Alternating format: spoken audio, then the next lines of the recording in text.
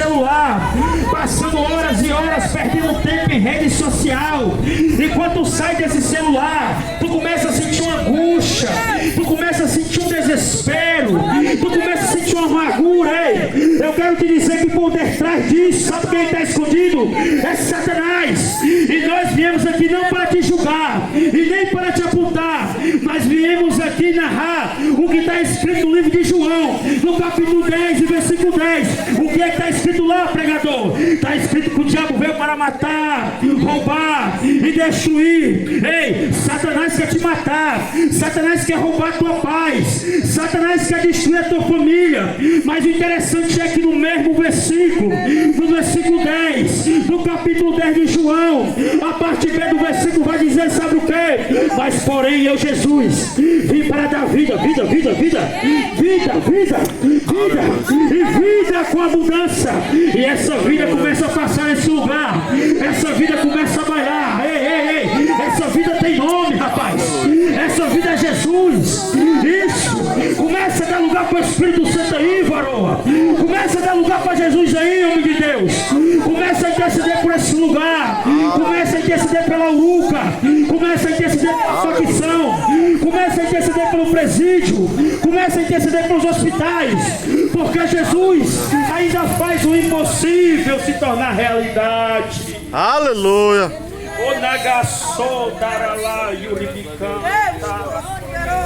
Ah, Jesus, eu já posso sentir aqui o Salmo 133, o versículo se concretizando. O que está escrito lá, pregador? Está escrito: ao quão bom e quão suave é que os irmãos vivam em união. Então essa união aqui quem faz não é a raça humana. Essa união aqui quem faz não é a mulher, não é o homem. Essa união aqui quem faz é o Espírito Santo de Deus. Ei, eu já quero soltar um decreto do céu. Qual é o decreto? Aonde estava havendo choro, vai haver alegria.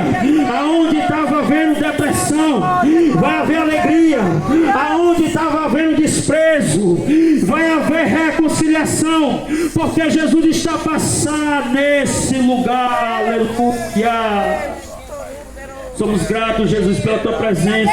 E se você crer nessa oração, bata palmas. Aleluia. Aleluia. O texto a qual nós acabamos de ler nesse exato momento, meus queridos, você que está ouvindo o eco desse microfone, antes de eu adentrar na palavra, eu queria falar para a sua alma sobre guerra. Que é isso, varão? Em vez de vocês virem falar de Jesus, vocês vêm falar de guerra. Mas, meu querido, a guerra que eu quero falar para você nesse ambiente, nesse local, nessa hora e nessa data, não é uma guerra entre homem contra homem, não é uma guerra contra espada, não é uma guerra de lança contra lança. Essa guerra que eu quero te dizer é uma guerra a qual o nosso Jesus enfrentou dentro dele. Eu quero te dizer que você, ser humano, eu, ser humano, nós passamos por uma luta espiritual dentro de nós, a qual nesse exato momento você está passando por uma dificuldade. E o homem olha para você e não pode dar um diagnóstico para essa luta, para essa guerra. Mas eu quero narrar para você nesse exato momento uma guerra extraordinária que aconteceu. E essa guerra está escrita no livro de Mateus, no capítulo 26, a partir do versículo 37 até o 48. Vai narrar que Jesus chega no jardim por nome Getsemane. Mas o interessante é que antes de Jesus chegar nesse jardim por nome Getsemane, ele estava na última ceia. E o interessante é que Jesus, diante de ceiar a última vez, ele declara o traidor. O interessante é que Jesus está ali com os seus discípulos e começa a olhar dentro do olho de cada um e começa a dizer: um de vocês há de me trair.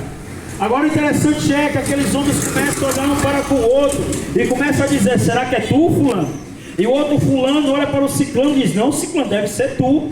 E o outro olha para o outro e diz: quem é, mestre? E Jesus ali, com toda a autoridade, com toda a sabedoria, começa a falar para eles: o que me trai, põe a mão comigo no prato.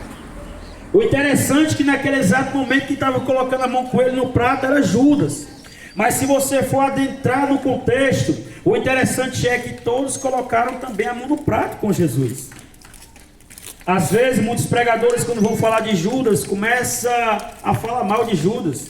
Mas você já parou para pensar que Judas foi uma ferramenta para se concretizar o que tinha que acontecer? Ei, eu quero te dizer que aquelas pessoas que estão te traindo, aquelas pessoas que falam mal de você pelas costas, aquela pessoa que na sua frente é uma coisa e por trás é outra, aquela pessoa da sua própria família que não quer ver os seus filhos bem, aquela pessoa da sua própria família que não acredita mais que você vai vencer, aquela pessoa da sua própria família que diz que você está na igreja se escondendo aí. Mas eu quero dizer para você que essas pessoas que estão sendo ferramenta na mão de Satanás para te apontar, para te falar mal, para te julgar, eu quero te dizer que essas pessoas também estão no roteiro de Deus, rapaz. Ei, Satanás pensou que o roteiro que ele estava fazendo usando a vida de Judas, Satanás pensou que ele ia ter êxito, Satanás pensou que ele ia se glorificar alguma coisa, mas enquanto Satanás estava usando a vida de Judas, o Deus todo criador olhava lá de cima para a terra e dizia: Satanás é um tolo,